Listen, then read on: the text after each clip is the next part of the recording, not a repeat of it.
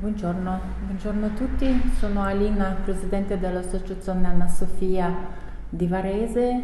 Mi sono svegliata stamattina alle 6:30, ho sentito il telefono che è arrivato l'SMS.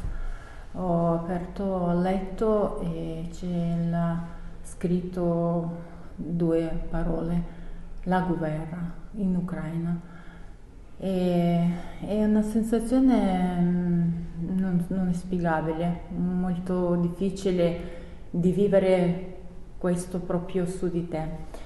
Tante volte si sentiva le guerre, però non riuscivi a capire proprio quando ti tocca a te.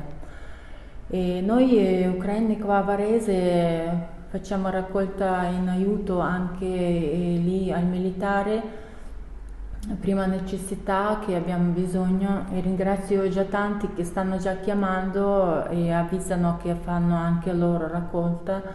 Vi ringraziamo di tutto, i vestiti, le scarpe, quello che poi dopo magari lo mettiamo nel giornale o nell'articolo nel Facebook, di quello che hanno bisogno dopo i nostri militari.